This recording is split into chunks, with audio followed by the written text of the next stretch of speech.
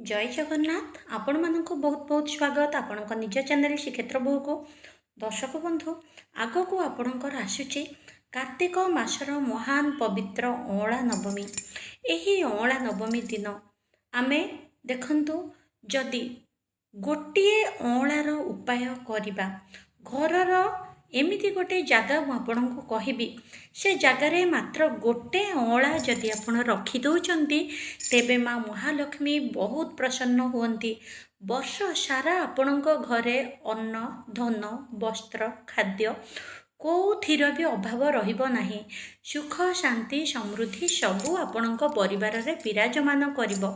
आपण माने मध्य जानिचंती मोर अति प्रिय माँ माने बंधु माने सांग माने छुआ माने जी भी देखुचंती आपण माने जानिचंती माँ महालक्ष्मी अँला प्रिय कारण प्रभु नारायण को मध्य अँला बहुत प्रिय जेहेतु तांको स्वामी को प्रिय से स्वामी को जहाँ प्रिय होता है माँ महालक्ष्मी को ता प्रिय होता है।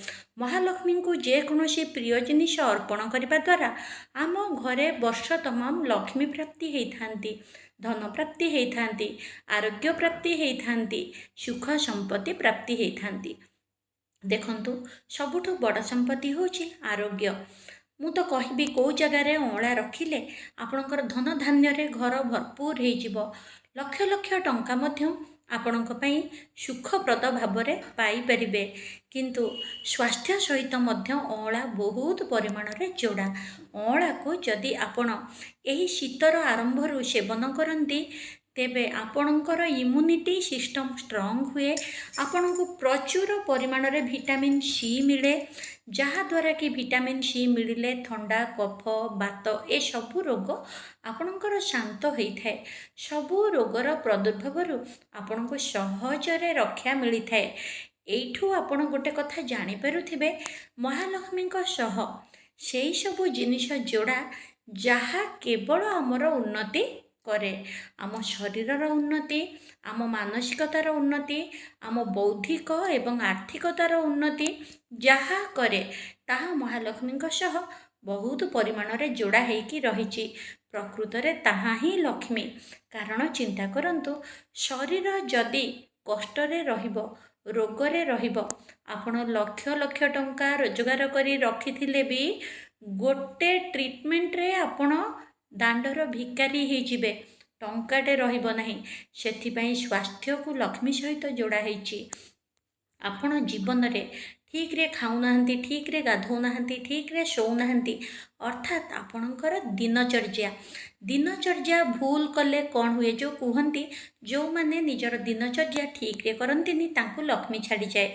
प्रकृत अर्थ बुझंतु केबे कहा अंधविश्वास कथारे फसिकी विश्वास करंतु नहीं।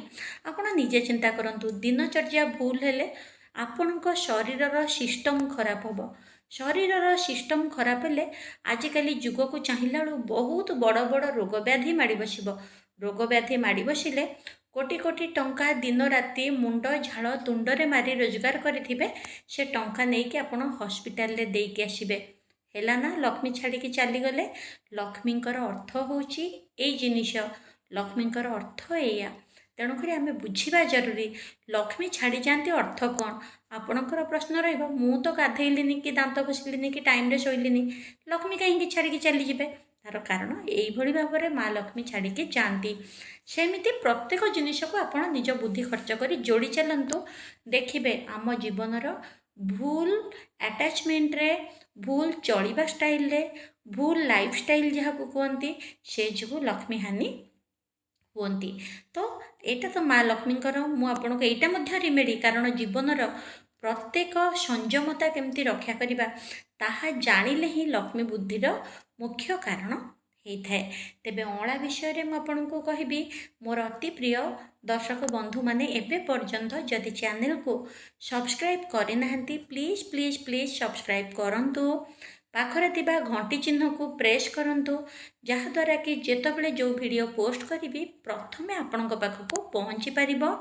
ऑल नोटिफिकेशन को ऑन कर दियंतु एवं मोर अन्य चैनल देखिबा पई डिस्क्रिप्शन रे लिंक अछि देखंतु भल लगिले सब्सक्राइब निश्चिंत करि नियंतु एवं जदि कोनोसी समस्यार समाधान पई मोठो अपॉइंटमेंट नबा पई चाहुचंती ଜାତକ ଦେଖାଇବା ପାଇଁ ଚାହୁଁଛନ୍ତି, ଡେଟ୍ ଅଫ୍ ବାର୍ଥ ଅନୁସାରେ ପ୍ରତିକାର କରାଇବା ପାଇଁ ଚାହୁଁଛନ୍ତି, ଟ୍ୟାରୋଟ୍ ରିଡ଼ିଂ କରିବା ପାଇଁ ଚାହୁଁଛନ୍ତି, ବା ଆପଣଙ୍କର କୌଣସି ଜାତକ ଡେଟ୍ ଅଫ୍ ବାର୍ଥ କିଛି ବି ନାହିଁ, ତଥାପି ସମସ୍ୟା କ'ଣ ଚାଲିଛି ସମସ୍ୟା ଜଣେଇକି ମଧ୍ୟ ଆପଣ ପ୍ରତିକାର ନେଇପାରିବେ। ଏହାଦ୍ୱାରା ଆପଣଙ୍କୁ ବହୁତ ସାତ୍ଵିକ ପ୍ରତିକାର ମିଳିବ। ଖୁବ୍ ଜଲ୍ଦି ଆପଣଙ୍କ ସମସ୍ୟାର ସମାଧାନ ମଧ୍ୟ ହେଇଯିବ। ତ ଏଇଠି ମୁଁ ଆପଣଙ୍କୁ କହିବି ପ୍ରତିକାର ଆମେ ଅଁଳାର କ'ଣ କରିବା, ଅଁଳାକୁ କେଉଁ ଜାଗାରେ ଗୋଟିଏ ଅଁଳା ଆମେ ରଖିପାରିବା। ଦେଖନ୍ତୁ ପ୍ରକୃତରେ ଅଁଳା ନବମୀ କାହିଁକି ପୂଜା କରାଯାଇଛି, ଅଁଳାର କେତେ ମହତ୍ଵ। ଦେଖନ୍ତୁ ଶୀତ ଆରମ୍ଭରୁ ଯେଉଁ ଜିନିଷ ସବୁ ଆମକୁ ସୁରକ୍ଷା ଦେବ ସେ ଜିନିଷ ହିଁ ଯୋଡ଼ାଯାଇଛି। ଶୀତ ଆରମ୍ଭରୁ ଥଣ୍ଡା ପାଣିରେ ଆପଣ ଗାଧେଇବେ ଯଦି ଆପଣଙ୍କ ଦେହ ବହୁତ ଖରାପ ହେବ। ତେଣୁ ଅତ୍ୟଧିକ ଶୀତ ପଡ଼ିବା ପୂର୍ବରୁ କାର୍ତ୍ତିକ ସ୍ନାନ ବ୍ୟବସ୍ଥା କରାଯାଇଛି।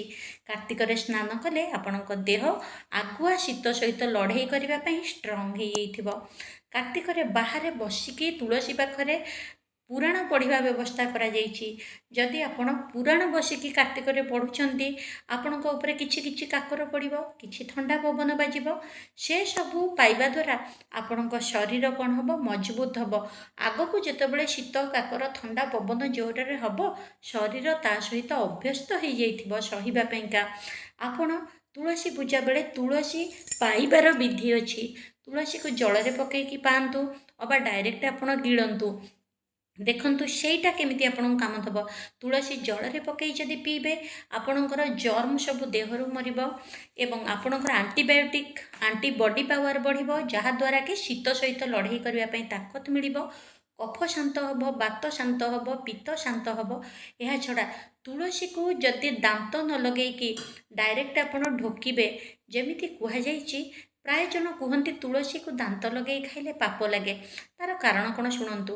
ପ୍ରଥମତଃ ସେଥିରେ ଯେଉଁ ଏସିଡ଼୍ ରହିଛି, ଦାନ୍ତ ଲାଗିଲେ ଅତି ଟାଣ ଦାନ୍ତ ମଧ୍ୟ କଣ୍ଟିନ୍ୟୁ କିଛି ଦିନ ଯଦି ତୁଳସୀ ଚୋବେଇବେ ଦାନ୍ତ ସବୁ ଖାଇଯିବ, ଦୁର୍ବଳ ହେଇଯିବ, ବାଲି ଭଳିଆ ଝରଝର ହେଇକି ଭାଙ୍ଗିଯିବ।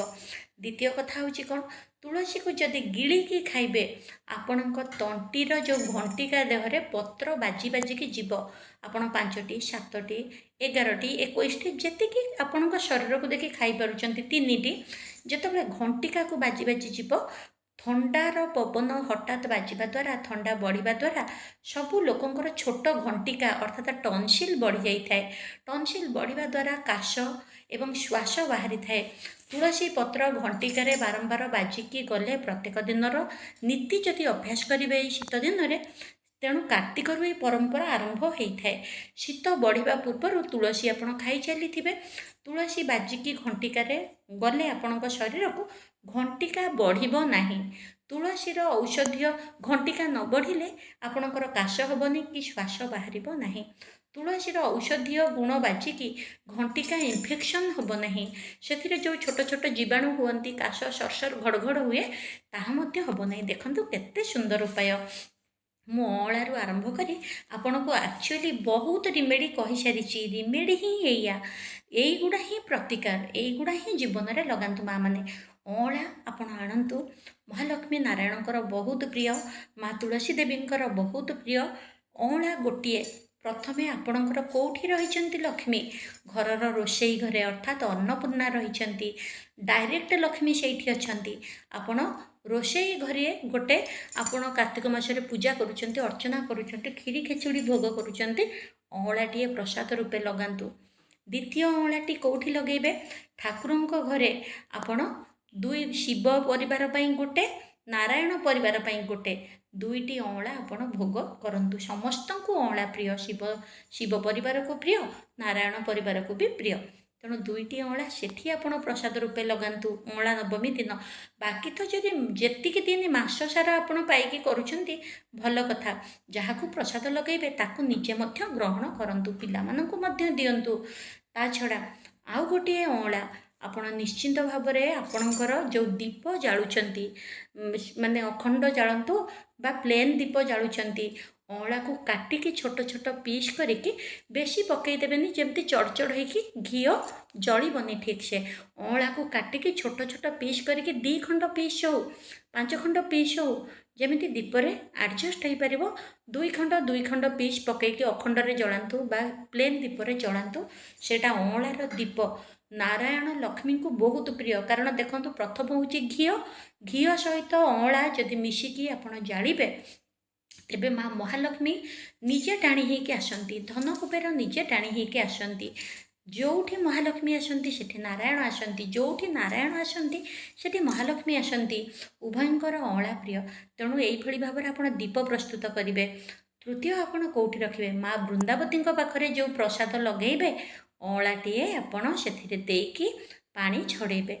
से जो पानी छड़ेले ताको सूर्य नारायण सूर्य जेहेतु नारायण तेणुक नारायण को अँला प्रिय सूर्य नारायण पाइबे तुलसी देवी मध्य पाइबे।